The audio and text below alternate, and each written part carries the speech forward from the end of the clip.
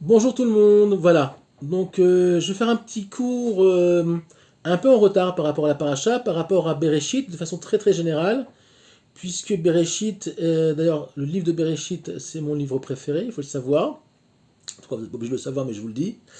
Euh, Bereshit est le concentré de toute la Torah, de toute l'existence, particulièrement la paracha de Bereshit, donc la première paracha et le premier, on va dire les premiers versets, le premier jour de la Torah contient toute la création. Donc, je pense qu'un milliard d'années ne suffirait pas pour commenter la paracha de Bereshit, puisqu'elle contient tous les secrets de la création, tous les secrets de tous les mondes, pas que de la création au niveau du monde tel que nous on connaît, mais les mondes supérieurs aussi. Donc, il y a eu beaucoup de choses qui ont été écrites sur Bereshit. Dans le Tikkun Zohar, le mot Bereshit a été et le mot Bereshit pardon, lui-même contient 720 permutations possibles au niveau des lettrages. Rabbi Shimon Bar Yochai dans son Tikkun Zohar en a commenté 72. Donc rien que le mot Bereshit a déjà permis d'écrire des livres. Je dis bien des livres au pluriel, pas que de Rabbi Shimon Bar Yochai, évidemment d'autres commentateurs. Donc on ne parle pas du reste. Euh, mais ce n'est pas de ça qu'on va parler aujourd'hui. On va parler de choses plus générales, plus vastes, parce que sinon c'est impossible. La paracha de Bereshit est un code monumental. C'est le code de l'existence. Donc vous pensez bien que le code de l'existence du monde, le code de l'existence de l'homme, euh, une vie ne suffirait pas pour le commenter, et surtout pas sur une plateforme euh, comme YouTube. Voilà, donc on va s'attacher à ce qu'on peut, on va faire avec ce qu'on a. Alors pour les gens qui me disent pourquoi tu fais pas plus de cours, il faut que vous compreniez, c'est pas mon métier, je ne suis pas rave, je travaille, donc j'ai une vie aussi, j'ai du travail, je dois faire des cours, j'ai des choses à faire. Donc chaque cours que je fais, pour moi, c'est vraiment une chose en soi. Il faut que je l'écrive, il faut que je le pense. Parfois ça vient rapidement, parfois c'est plus compliqué. Voilà, donc je m'excuse si je ne peux pas faire plus de cours. J'aurais bien aimé faire ça toute la journée, comme certains rabbinim, mais non, ce n'est pas mon métier du tout. C'est du pur, on va dire, volontariat, du pur amour de la Torah. Euh, Même si ça n'enlève pas aux gens qui font ça toute la journée, qui le font le Shem Shamaï, mais c'est pas ça que je veux dire. Mais tout simplement que j'ai pas toujours le temps. J'ai pas toujours le temps d'enseigner. Et j'étudie aussi, évidemment, parce que pour pouvoir enseigner, il faut aussi étudier. Voilà. Donc on va commencer par quelques points, on va dire, un peu techniques, mais très intéressants sur la première partie de Bereshit. Et vous allez voir, je pense que ça vaut le coup de relever ce que je vais vous enseigner. Alors ce que je vais vous enseigner, c'est pas quelque chose qu'on enseigne partout. Évidemment, c'est inspiré du Sod, c'est inspiré de la Kabbalah et de la Chassidut, mais surtout de la Kabbalah dans ce cas-là. J'espère que ça vous intéressera en tout cas. Voilà. Donc, d'abord, il faut comprendre une chose. Le mot Bereshit lui-même ne veut pas dire au commencement. Pourquoi, malgré tout, le rabbinat l'a traduit par au commencement? C'est parce que tout simplement, on ne peut pas le traduire autrement. Bereshit veut dire en fait dans la tête, dans la source, dans l'origine, mais c'est pas traduisible en français. Les mots ne sont pas justes. Donc Bereshit, tout simplement, on parle de B veut dire à l'intérieur, Roche veut dire la tête. Donc en fait, on va dire, dans la matrice, si on peut dire, dans la matrice du commencement, la matrice du monde. J'ai relevé une chose assez bizarre dans le narratif donc, des 6 jours, des 7 jours bibliques de la semaine, que Dieu dit, donc Bereshit, Bara Elohim Tachamel Taaretz, premier jour, etc. Il y a le deuxième jour, et il aurait été logique, d'une certaine façon, de dire le premier jour, Dieu a créé ça, ça et ça. Le deuxième jour, il a créé ça et ça. Non. À chaque fois, Dieu termine le narratif et dit premier jour, deuxième jour, troisième jour. Ça, c'est un premier point. Je vais vous expliquer pourquoi. Mais déjà, on va s'intéresser au premier jour qui est en dehors du narratif des autres jours. Pourquoi? Parce que quand le deuxième jour a été créé, Dieu écrit Yom Sheni, le deuxième jour. Il finit par Yom Sheni. Quand il finit le narratif du troisième jour jusqu'au sixième, il dit deuxième, troisième, quatrième. Or, le premier jour ne se termine pas par Yom Rishon, en hébreu qui veut dire le premier jour, mais par Yom Echad, le jour 1. Alors, le mot Echad, en hébreu, veut dire aussi, est la racine du mot Ardout, l'unité, l'unification. Alors, il faut savoir que le premier jour de la création est la vraie journée, si on peut dire, de la création du monde et des mondes. Les autres jours ne sont que la mise en place de ce qui a déjà été créé. Toute la création se trouve dans le premier jour, donc dans le narratif du premier jour. Donc c'est pour ça aussi que le premier jour, on l'appelle Yom Echad et pas Yom Rishon. Parce que sinon, il aurait été à la même place, au niveau qualitatif, que les autres jours de la semaine. Or, le premier jour est la matrice et la source des autres jours. Première chose. Deuxième chose. Pourquoi Dieu ne commence pas par Yom Echad, Barel Shit, Barel Ekim Tashamayim, etc. Yom Sheni, comme j'ai dit au début du cours. Pourquoi le mot Yom, et donc quel jour il s'agit, c'est à la fin. C'est à la fin du narratif. Alors vous allez voir, c'est intéressant. Pour ça, il faut rentrer dans le secret des lettres. Et c'est très simple à comprendre, c'est pas très compliqué, je pense. Je pense que c'est accessible à tout le monde. D'abord, on va comprendre surtout ce que veut dire le mot Yom. Le mot Yom est composé de 3 lettres. La première lettre est le Yud. J'ai expliqué dans un cours en hébreu, pas en français, il n'y a pas longtemps. Pour ceux qui l'ont vu, les francophones, alors c'est bien. Les autres qui ne l'ont pas vu, c'est pas grave. Le mot Yom commence donc par la lettre Yud. La lettre Yud est en fait la seule lettre de l'alphabet hébraïque. Oui, dans le Sefer HaYetzira, on nous explique qu'il n'y a qu'une lettre dans l'alphabet hébraïque, qui est la lettre Yud. Elle contient en fait les 22 autres lettres. Pourquoi? Yud, comme par hasard, c'est la première lettre, si on peut dire la première indication dans le monde dans lequel on vit. Je vais m'expliquer. C'est tout simplement le point de départ de chaque chose, au niveau temporel, au niveau de l'espace, donc c'est la première lettre de l'espace-temps. Si vous voulez partir d'un point à un autre, il faut bien commencer par un point, pour pouvoir arriver à un autre endroit. Pareil par rapport au temps. Donc la lettre Yud, votre journée va commencer par un point de départ. Deuxième chose, le Vav, c'est tout simplement un Yud qui va s'exprimer dans le monde d'en bas. Tout simplement, Yud est un potentiel, puisque vous voyez que la lettre Yud est une lettre qui est en suspens. C'est un point, tout simplement, c'est un point en suspens. Et le Vav, c'est un point en suspens qui va se tirer vers le bas, okay, comme une barre, comme ça, pour ceux qui connaissent un petit peu l'hébreu, j'espère pour vous en tout cas, et qui va en fait connecter Shamaim ve'eretz, les cieux et la terre, ou tout simplement connecter un point à un autre, que ce soit au niveau du temps ou que ce soit au niveau de l'espace. Le même Sophie, qui termine le mot Yom, est un même, ce qu'on appelle un même Satum, à savoir un même Sophie, un même fermé. C'est le même n'est pas pareil quand il est au milieu d'un mot ou au début d'un mot, ou quand il est à la fin d'un mot. Donc c'est en fait le même graphiquement et est un espèce de circuit fermé, voilà, puisqu'il n'y a aucune ouverture possible puisqu'on ferme la journée. Donc au niveau de l'homme, nous commençons donc notre journée en potentiel. Après il y a le Vav, il va se passer ce qui va se passer, on ne sait jamais ce qui va se passer.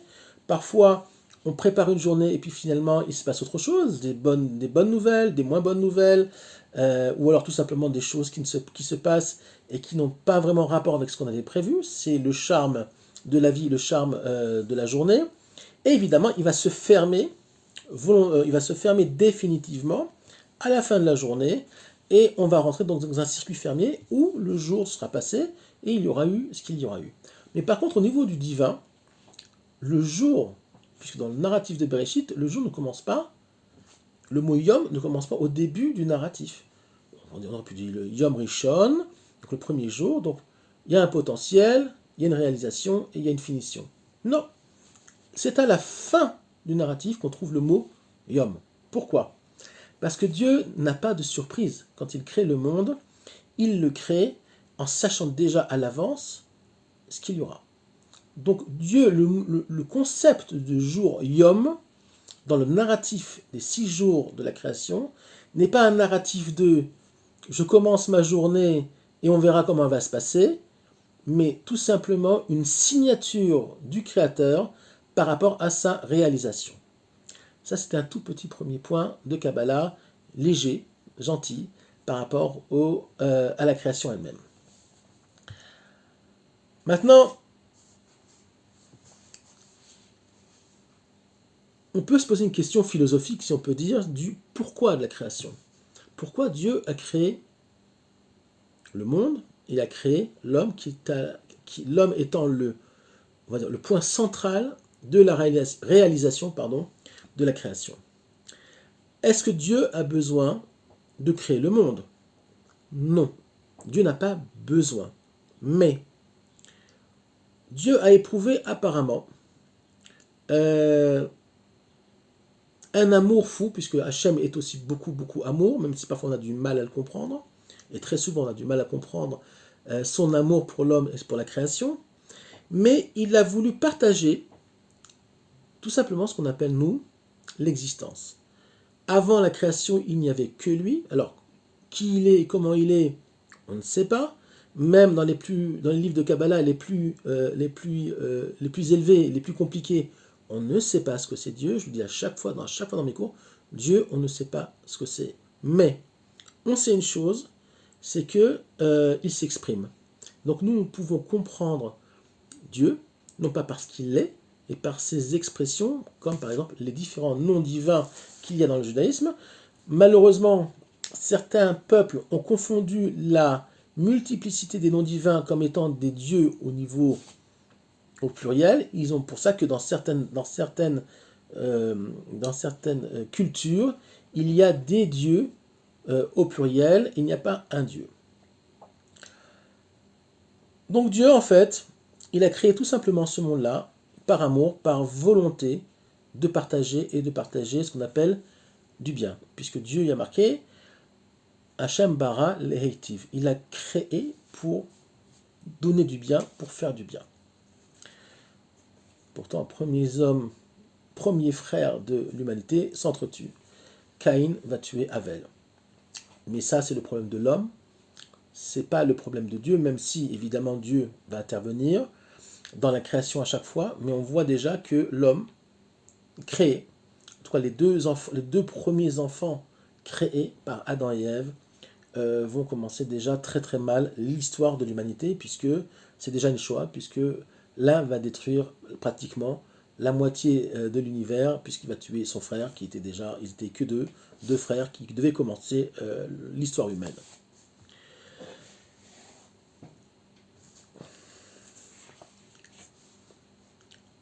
J'enseigne très souvent que le monde a été créé manquant. Olam nivra chasser. Donc ce manque-là pourrait nous sembler très souvent négatif, mais en fait il est extrêmement positif. Puisque d'un certain point de vue, on peut dire que le chasser, le manque, crée donc des ga'agouim, je sais comment on dit en français, il crée un languissement par rapport à ce qui est manquant. Mais ce languissement est le secret de la dynamique du monde. À savoir qu'à partir du moment où il y a languissement, à partir du moment où il y a désir, alors il y a mouvement. Donc Dieu voulait qu'il y ait un mouvement entre sa créature centrale, à savoir l'homme, et lui-même. Donc c'est pour ça que Hachem a commencé la création par le mot Bereshit, avec le bête de Bereshit. C'est une des raisons, il y a des milliers de raisons pour lesquelles le monde a commencé par Bereshit. Tout simplement par la multiplicité et le manque. Le manque de quoi? Tout simplement de Aleph, qui est la lettre de l'unité. Donc, toute l'histoire de l'homme est la mise en route, le chemin vers l'unité, le chemin vers le Aleph. C'est pour ça que la prière centrale de la Torah, c'est le Shema Israël, qui parle de l'unité. Shema Israël, Hashem Elokeinu, Hashem Echad. On parle évidemment d'unité. Pas d'unité au niveau que du 1, mais au niveau de, on va dire, du mariage entre les contraires, du mariage dans tout ce qui est multiple avec le divin, mais aussi dans le monde lui-même. On va expliquer un petit peu. L'histoire du serpent, par contre, c'est quoi?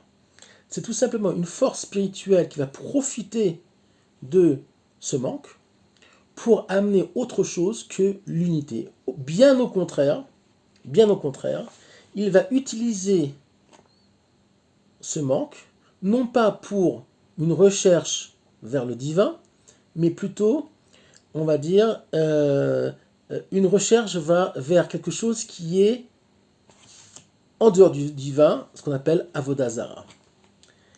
Il va créer le manque, mais un manque qui est au niveau de la matière, au niveau de la connaissance, qui n'est pas la connaissance divine elle-même. Donc il a utilisé le système pour mieux le faire tomber. Et jusqu'aujourd'hui, on est en plein dedans, et plus que jamais, je pense, avec tout ce qui se passe autour de nous. La multiplicité créée par Dieu n'est pas quelque chose de négatif, mais quelque chose de positif. Le monde, donc la première lettre de l'alphabet et la première lettre de la Torah est une lettre multiple, c'est la première lettre multiple puisque le bet vaut 2. La première lettre de la création, donc qui est multiple, veut tout simplement nous faire comprendre que le monde ne peut s'exprimer que par le multiple au niveau de l'homme. Les 2 tables de la loi, le peuple juif est composé de 3, de Cohen, Lévi, Israël, de 12 tribus, etc., etc. Le monde lui-même est évidemment composé au niveau de la nature de milliards d'espèces d'insectes, d'animaux, de microbes, de cellules. Tout est multiple. Pourtant, le monde réussit à se maintenir dans l'unité, dans le sens où le monde ne part pas dans un monde qui est ce qu'on appelle le Tohu Vevohu, puisque le Tohu Vevohu, c'est quoi? C'est le monde, c'est pas quelque chose de négatif, c'est tout simplement une première partie de la création où tout n'est pas encore en ordre. Tout simplement, le Tohu Vevohu, c'est quoi? C'est la concentration des éléments créés sans la mise en ordre.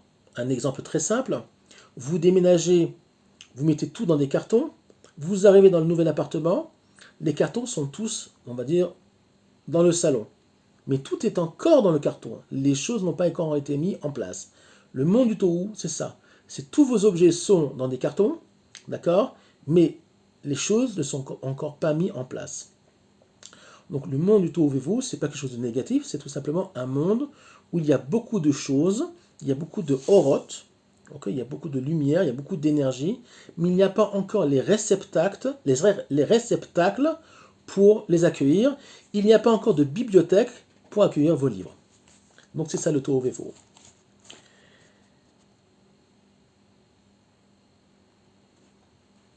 Malheureusement, toute la faute de l'homme, on va dire dans le narratif biblique jusqu'à aujourd'hui, depuis Bereshit, c'est justement une mauvaise compréhension, alors pas pour tout le monde, puisqu'on a reçu la Torah, et ceux qui sont dans le monde de la Torah et qui étudient correctement, c'est pas parce qu'on a une barbe et une kippa qu'on comprend la Torah, malheureusement, ceux qui étudient et qui ont la chance d'un petit peu comprendre ce que voulaient nous enseigner nos maîtres, et ont l'ouverture d'esprit pour pouvoir accueillir ce qu'il faut accueillir et rejeter ce qui est faux, comprennent que tout simplement la richesse de la création est au niveau de la multiplicité. Alors c'est pour ça que dans le peuple juif, on aura des Lubavitch, des Breslev, des Litaïm, des Sfaradim marocains, tunisiens, algériens, irakiens, syriens, tout ce que vous voulez. Chacun va venir avec sa culture, chacun va venir avec sa Torah, chacun va venir avec ses maîtres. Le danger de tout ça, c'est le piroud. Et là, le Yetzirah, il est très fort. C'est le monde de la séparation. Au lieu de dire, ok, je suis Chabad, mon frère Breslev, bah, il a raison aussi, il a une très belle Torah. Il veut dire, non, mais moi, non, moi, il n'y a que mon rabbi qui a raison. Et puis le Breslev, il veut dire, ouais, laissez tomber les Chabad. Non, c'est Rabbi Nachman qui a raison. Et puis l'autre, il va dire, non, mais vous n'avez rien compris, nous, c'est le Ben Ishraï qui a raison, qui est un rav d'origine irakienne, très très grand maître en Kabbalah et en Torah, etc. C'est sans fin. Donc beaucoup de disputes parfois pour rien. Okay. On voit dans les synagogues malheureusement très souvent beaucoup de disputes sur la façon de prier le vendredi soir, surtout chez les séfarades. Non, mais moi au Maroc on priait pas comme ça, et non, en Tunisie on priait autrement. Bon, malheureusement on en rigole, mais c'est vrai. C'est vrai, et vous le savez très bien, en tout cas ceux qui fréquentent les synagogues savent très bien, qu'on est les spécialistes de on est les spécialistes de la, comment dire, du piroud, pas de l'unité, mais malheureusement de la dispersion. Évidemment, le Yetzirah fait très très bien son travail dans les yeshivot, dans les synagogues, et en dehors aussi, évidemment. Malheureusement, à chaque fois qu'il y a une différence entre, on va dire, une chose et une autre, une séparation entre une chose et une autre, au lieu de voir ce qu'il y a en commun entre les hommes, on va toujours voir ce qu'il y a de différent. Et là est la différence entre la Géoula et la Gola. La Géoula, donc la rédemption, et la Gola, la seule différence qu'il y a au niveau des lettres, c'est le Aleph, puisque dans le mot Géoula, rédemption, il y a le Aleph, qui est la lettre de l'unité. Le Mashiach finira, on va dire, le travail de l'unité. Évidemment, il ne faut pas attendre que le Mashiach se révèle pour ça, et ce cours-là est essentiellement un cours pour l'amour gratuit qu'on doit pour son prochain, et évidemment l'unité du peuple. Je peux vous garantir que la seule raison pour laquelle, et je signe ce que je dis, la seule raison pour laquelle Am Israël est toujours en exil, c'est par un manque d'unité dans le peuple. Le rabbi de Tzantz, avant la Seconde Guerre mondiale, avait assisté, je l'ai déjà raconté, mais je le répète pour ceux qui n'ont pas entendu ça, il y a longtemps je l'ai raconté, était à une conférence, entre beaucoup de grands maîtres d'Israël sur la Géoula, sur la rédemption. Et ils parlaient tous de l'importance du Shabbat, des mitzvot, de la Torah, etc. Évidemment, très important, personne ne dit le contraire. Mais le rabbi de Tzantz, à un moment donné, il a dit au dernier interlocuteur qui parlait beaucoup de détails, des mitzvot, du Shabbat, il lui dit, bon, t'as fini? Alors il était très surpris, le rabbi de Tzantz c'est un très très grand maître en Torah. Il lui dit, ouais. Et lui, écoute-moi bien. Déjà, demander aux hommes de s'aimer les uns les autres, après le Mashiach qui fera le reste. Si déjà on arrive à s'aimer les uns les autres, alors Hachem y fera le reste. Pour la petite histoire, alors je ne me rappelle plus du nom de ce roi-là. Il y avait un roi en Israël, descendant donc de la maison de David, mais bien après Salomon, donc c'est peut-être un petit-fils ou un arrière-petit-fils de Salomon, qui était un roi qui avait amené le peuple à l'Avodazara, donc qui avait amené le peuple au paganisme. Le peuple était, on va dire, relativement déconnecté à Hachem, malgré le temple, qui subsistait toujours. Mais ils avaient étonnamment la bracha, ils avaient étonnamment la paix. Quand ils allaient en guerre, ils gagnaient les guerres. Dans le commerce, tout allait bien. Il y avait une paix sociale assez impressionnante. Et la Torah nous enseigne pourquoi. Tout simplement parce qu'il y avait l'unité dans le peuple, parce qu'il y avait la paix entre les gens. Les gens, même s'ils étaient à côté de la plaque, même s'ils étaient dans le paganisme, ils étaient gentils les uns avec les autres et se respectaient les uns les autres. Alors, ils ont fini par tomber quand même, parce que sans Torah, le Ham Israël ne peut pas continuer. Donc ça ne veut pas dire, et je vois déjà les gens qui vont dire, oui, bah alors moi je suis quelqu'un de bien, j'ai bon cœur, ça suffit. Non, non, non, non, non. Je vois déjà les gens arriver, parce que je connais les gens, on m'écrit beaucoup, j'entends beaucoup de choses. Non. Évidemment, il faut l'un et l'autre, obligatoirement. Mais l'un ne va pas sans l'autre. La preuve est aussi que le second temple a été détruit à une époque où il y avait des maîtres en Torah comme pratiquement jamais dans l'histoire il y a eu des maîtres en Torah. Les plus grands maîtres d'Israël vivaient à cette époque-là, les Tanaïm, mais ils se disputaient du matin au soir, ils ne se respectaient pas forcément. Il y a eu l'histoire des milliers d'élèves de Rabbi Akiva. Rabbi Akiva, c'était le maître des maîtres, le maître de Rabbi Shimon Bar Yochai, entre autres. Donc vous imaginez la Torah que ces gens pouvaient avoir, et pourtant, il y a eu un très grand yetzer, une très grande tendance à la dispute. Au lieu d'être dans le monde de l'unité, ils sont tombés dans le monde de la multiplicité négative, dans le monde de la dispute, si on peut dire comme ça, dans le monde de la déconnexion. Donc c'est pour ça que le deuxième temple a été détruit. Donc vous voyez, le premier temple a été détruit par Avodah Zarah, ok, mais on n'a eu que 70 ans d'exil. Pourtant l'Avodah Zarah c'est grave, c'est par rapport à Dieu. Le second temple a été détruit par la haine gratuite entre les hommes, et ça Dieu ne pardonne pas, ou pardonne très difficilement, puisque ça fait plus de 2000 ans qu'on est en exil, mais on a quand même la promesse divine que le Mashiach se dévoilant réussira à réunir le peuple, à recréer justement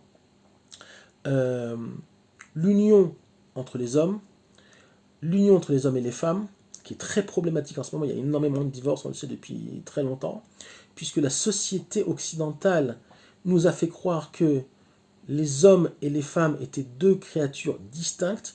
Alors oui, au niveau de l'extériorité, évidemment, il y a des femmes et des hommes, mais il faut comprendre que l'homme et la femme, à l'origine, ne faisaient qu'un, puisque Adam Rishon, le premier homme, a été créé homme et femme, il a été créé androgyne, il n'a été que séparé plus tard. Donc l'histoire a commencé à partir du moment où la femme, si on peut dire le côté féminin de la première créature qui s'appelle l'homme, a été séparé. Donc on a eu Adam et Ève, donc Adam et Chava, mais à l'origine l'homme était uni à son côté féminin, était uni à sa femme. On dit qu'ils étaient dos à dos. Évidemment, c'est une métaphore. Évidemment, Adam ne transportait pas sa femme sur son dos toute la journée, pas du tout. Ce sont des concepts spirituels, puisque Adam et Chava ont été créés dans un monde que nous on ne connaît pas aujourd'hui, à savoir au Gan Eden, qui est un endroit au niveau du monde de la Yetzira, d'abord Bria et Yetzira, donc ce sont des mondes spirituels très élevés qu'on ne connaît pas aujourd'hui, qu'on connaîtra plus tard dans l'histoire après la résurrection des morts, après le fait qu'on reconstruise le temple. On va tout doucement commencer à faire descendre le divin dans le monde et se connecter à des mondes qu'on ne connaît pas actuellement. Mais l'homme, et là est, on va dire, la beauté de la création, l'homme est l'homme. Donc l'homme est toujours en chemin, comme je dis toujours. L'homme n'est pas parfait. Il n'y a que dans des religions et des créations idiotes où l'homme devient Dieu, où une vierge peut devenir mère, où Dieu se fait chair. C'est la plus grande bêtise et la plus grande incompréhension de ce que peut être, ce qu'on appelle en français la Bible, la Torah, puisque l'homme, le charme, on va dire, de la créature, le charme de la créature centrale qui est l'homme, c'est justement qu'il n'est pas parfait. Même Moshe Rabbeinu, même Moïse, le prophète des prophètes qui a vu Dieu, si on peut dire d'une certaine façon, pas face à face, mais presque, mais même ça c'est évidemment une allégorie, s'est trompé, il a fait des erreurs, et c'est tout le charme, et c'est toute, on va dire, la grandeur de l'homme. Je ne vais pas utiliser le mot faute, mais plutôt les manques de l'homme ne sont pas là pour le faire tomber, même s'ils le font tomber, ils sont là pour le faire avancer. Tzadik nofel vekam, un tzadik tombe, mais se relève. Celui qui faute, c'est pas celui qui tombe.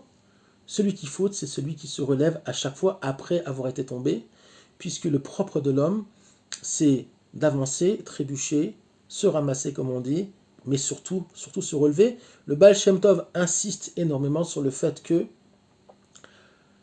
la faute de l'homme n'est pas dans la Néphila, n'est pas dans le fait de tomber, mais c'est dans le fait de rester par terre, si on peut dire, rester dans la faute, rester là où il est tombé, et dire, ben, de toute façon, Dieu ne me pardonnera pas, je ne peux pas remonter la tête, je reste où je suis, finalement c'est assez confortable. Non. La Torah nous enseigne, tu tombes, tu te relèves, tu tombes, tu te relèves. Et au fur et à mesure où tu vas te relever, tu vas apprendre tout doucement à ne plus tomber ou moins tomber, on va dire.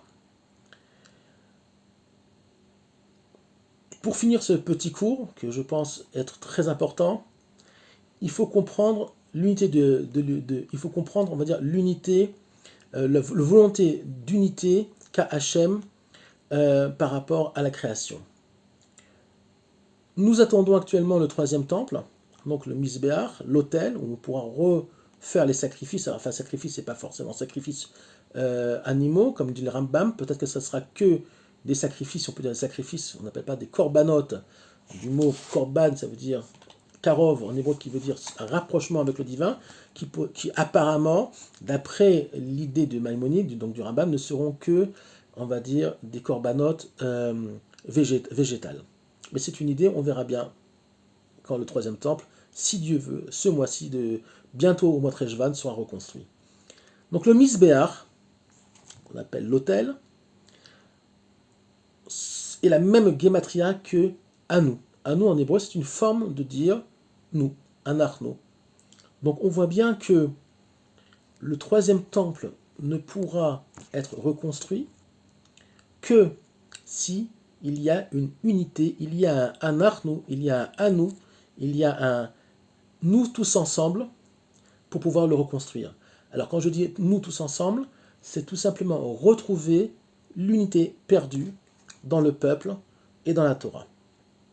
Donc le collectif, c'est ce qui est important, c'est pour ça qu'on prie aussi en minyan, et pas l'individu. La rédemption ramènera, on va dire, la réunification tout d'abord entre Israël et le Créateur du monde, entre le Créateur du monde et les nations du monde qui auront survécu, on va dire, aux aléas de la rédemption qui arrive, parce que ça va être un petit peu mouvementé, et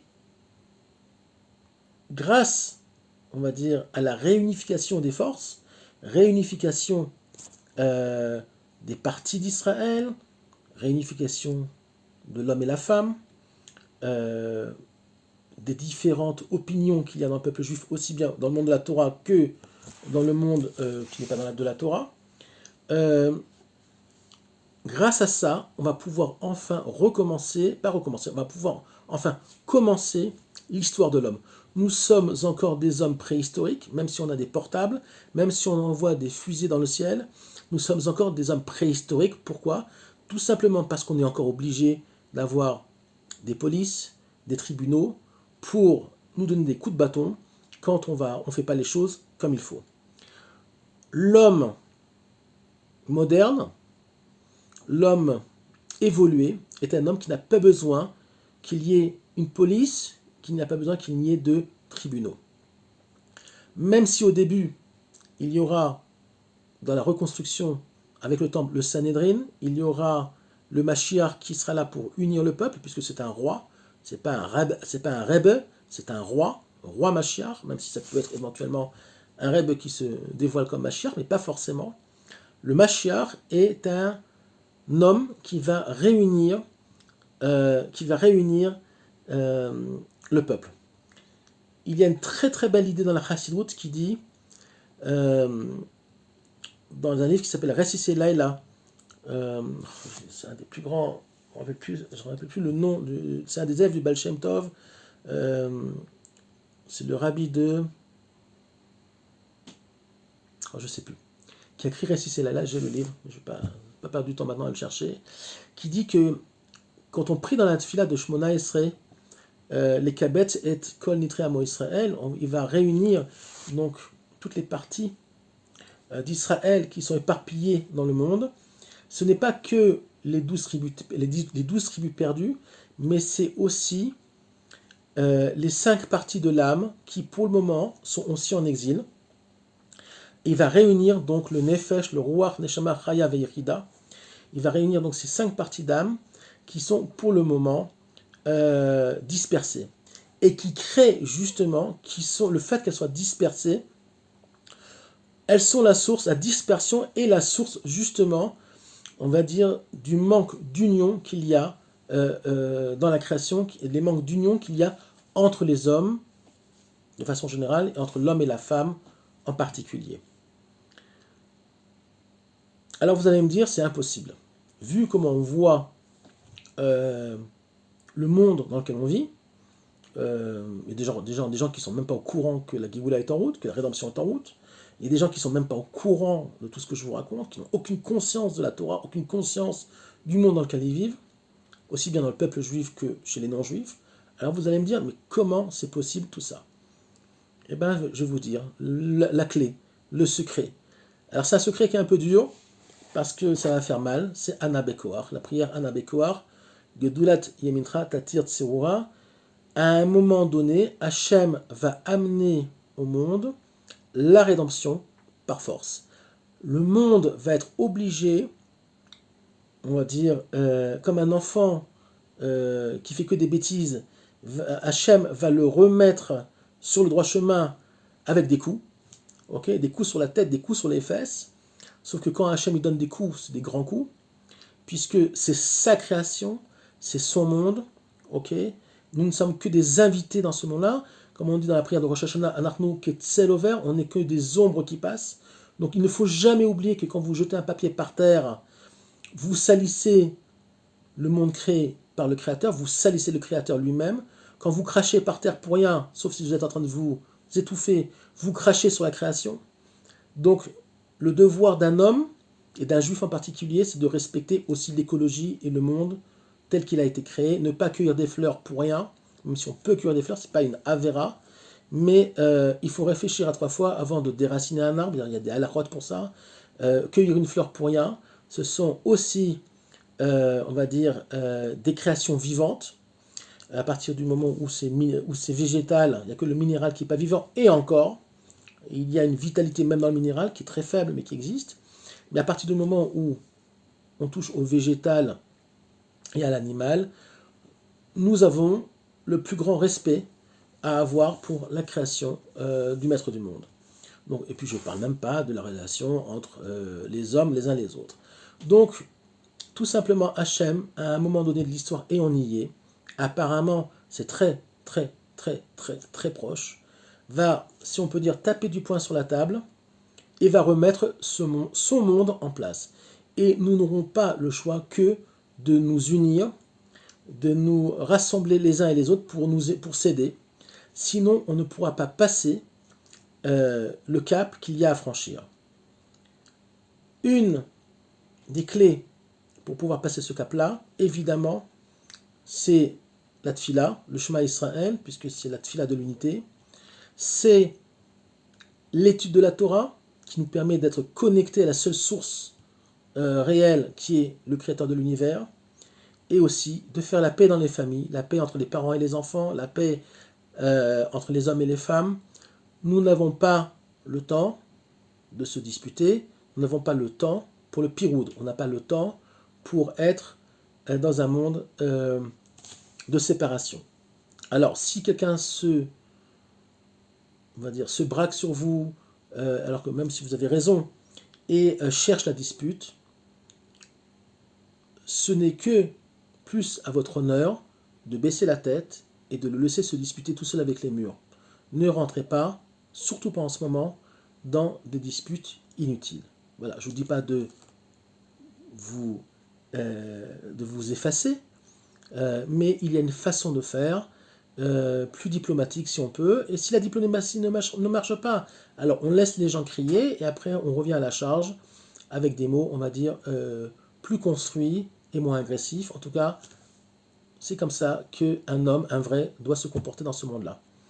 Donc voilà, ce monde a été créé pour l'amour, il a été créé pour l'union, il a été créé pour l'unité, même si elle est très compliquée à réaliser, elle se fera, quoi qu'il arrive, et en tout cas on espère que c'est pour très très très bientôt.